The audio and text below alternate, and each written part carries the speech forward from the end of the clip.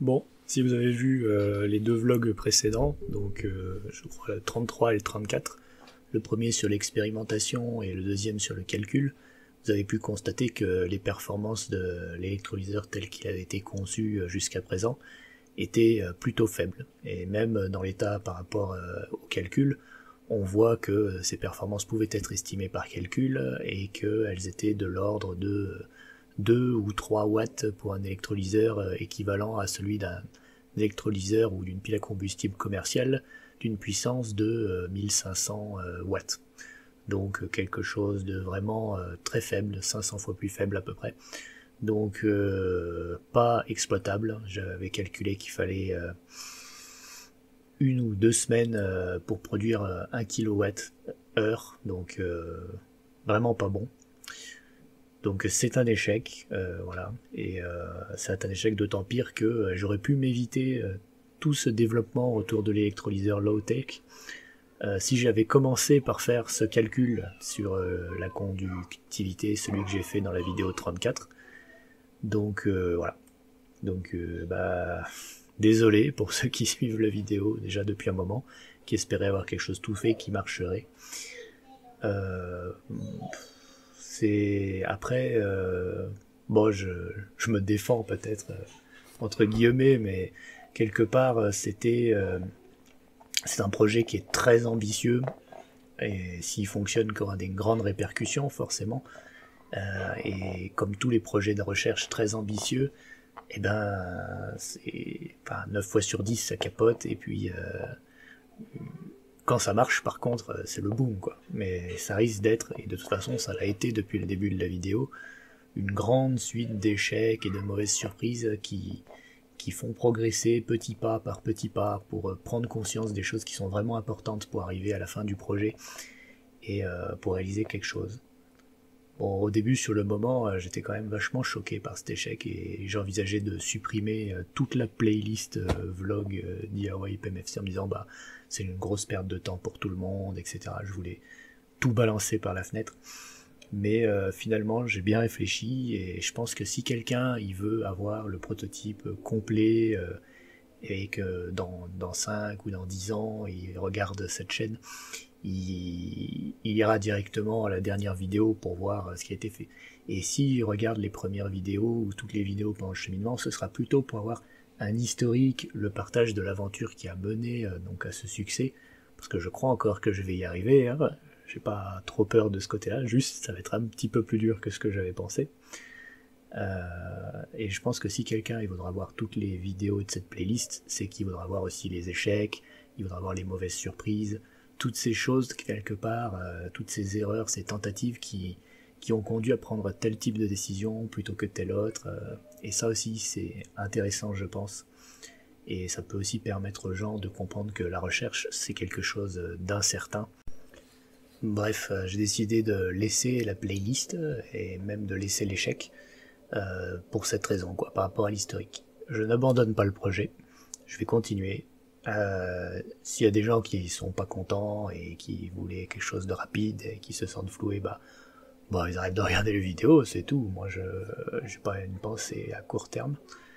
Euh, donc on va quand même pas rester juste sur un échec. Donc ce que moi je tire comme conclusion par rapport à cette mauvaise surprise, déjà au niveau de ma façon de travailler, il vaut peut-être mieux calculer avant de foncer tête baissée comme je l'ai fait, en émettant des hypothèses qui se vérifient pas toujours. Même si vous allez voir, et si un jour vous avez fait cette activité, vous allez vous rendre compte qu'on est toujours obligé de faire des hypothèses avant de tenter quelque chose.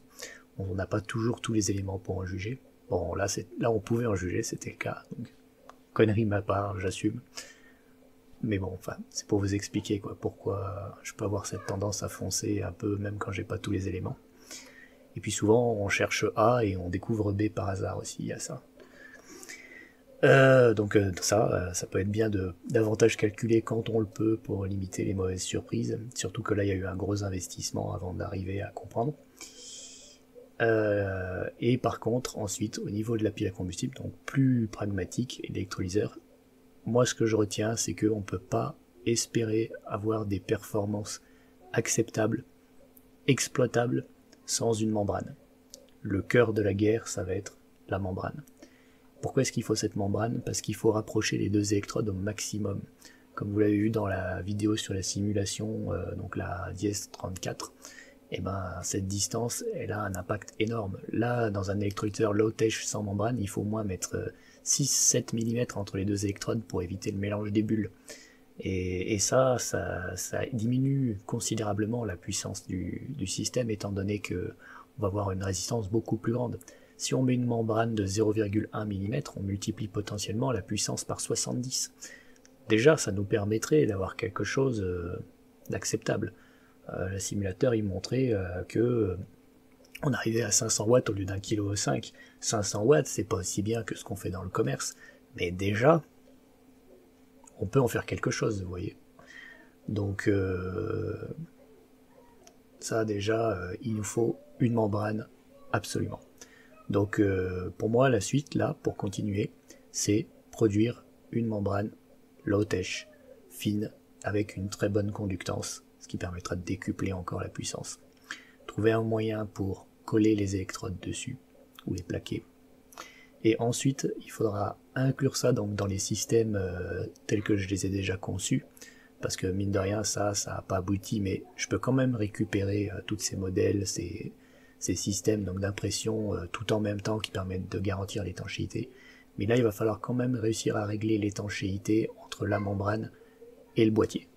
J'ai déjà quelques idées, j'en reparlerai plus tard, mais je pense que ça sert à rien de faire des plans sur la comète comme je l'ai fait jusqu'à présent, tant que j'ai pas réussi à produire une membrane correcte. Donc là maintenant, ce qu'il faut faire, c'est produire une membrane, coller des électrodes et mesurer sa résistance électrique simplement au ohmmètre, jusqu'à avoir une résistance suffisamment faible. Résistance suffisamment faible, moi je vais considérer que ça va être 2 ohms. On va dire ça, 2 ohms, ça vaudra le coup. Voilà, donc la prochaine fois, je vous parlerai sûrement de mes plans pour produire une membrane.